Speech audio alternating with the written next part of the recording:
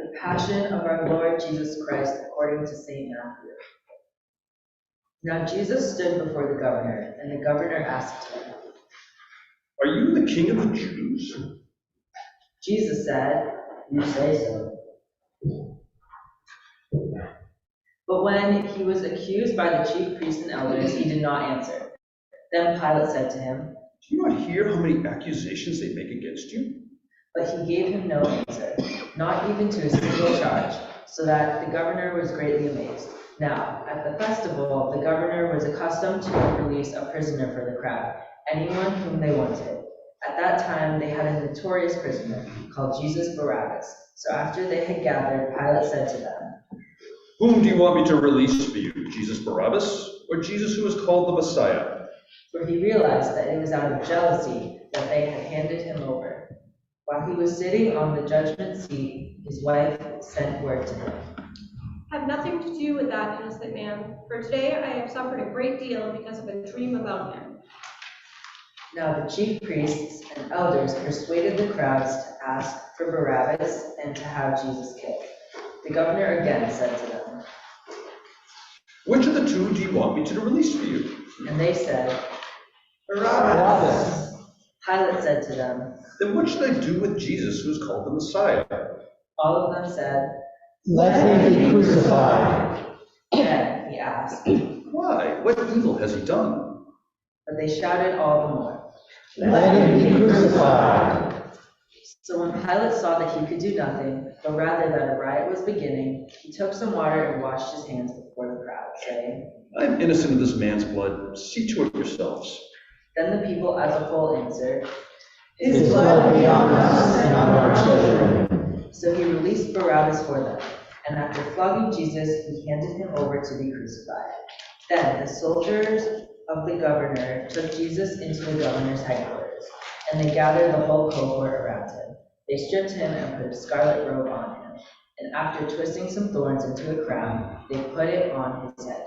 They put a reed in his right hand and knelt before him and mocked him, saying, "Hail, King of the Jews!" They spat on him and took the reed and struck him on the head. After mocking him, they stripped him of the robe and put his clothes on him. Then they led him away to crucify him.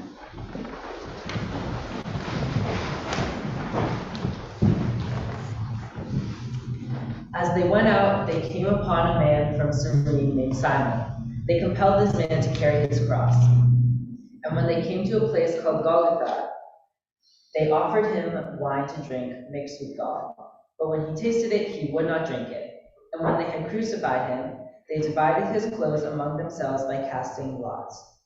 Then they sat down there and kept watch over him.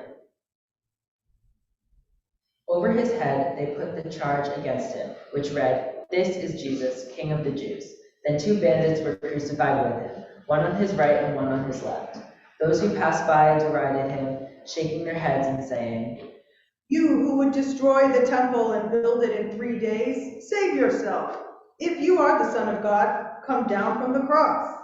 In the same way, the chief priests also, along with the tribes and elders, were mocking him, saying, He saved others. He cannot save himself. He is the King of Israel. Let him come down from the cross now, and we will believe in him. He trusts in God. Let God deliver him now if he wants to. For he said, I am God's son. The bandits who were crucified with him also taunted him in the same way. From noon on, darkness came over the land until 3 in the afternoon. And about 3 o'clock, Jesus cried with a loud voice, Eli, Eli, lema sabachthani. My God, why have you forsaken me?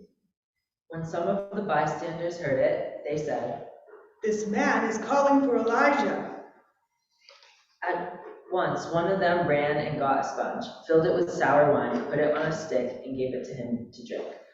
But the others said, "Wait, let us see whether Elijah will come to save him." Then Jesus cried again with a loud voice and breathed his last. At that moment, the curtain of the temple was torn in two, from top to bottom. The earth shook and the rocks were split. The tombs also were opened, and many bodies of the saints who had fallen asleep were raised. After his resurrection, they came out of the tombs and entered the holy city and appeared to many. Now, when the centurion and those with him, who were keeping watch over Jesus, saw the earthquake and what took place, they were terrified and said, Truly, this man was God's son. Many women were also there, looking on from a distance. They had followed Jesus from Galilee and had provided for him. Among them were Mary Magdalene and Mary, the mother of James and Joseph, and the mother of the sons of Zebedee. When it was evening, there came a rich man from Arimathea named Joseph, who was also a disciple of Jesus. He went to Pilate and asked for the body of Jesus. Then Pilate ordered it to be given to him. So Joseph took the body and wrapped it in clean linen cloth and laid it in his own tomb, which he had hewn in the rock.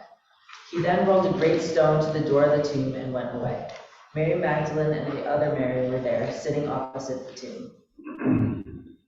The next day, that is, after the day of preparation, the chief priests and the Pharisees gathered before Pilate and said, Sir, we remember what the impostor said while he was still alive. After 3 days I will rise again. Therefore, command the tomb to be made secure until the 3rd day. Otherwise his disciples may go and steal him away and tell the people he has been raised from the dead. And the last deception would be worse than the first. Pilate said to them, You have a guard of soldiers. Go, make it as secure as you can. So they went with the guard and made the tomb secure by sealing the stone.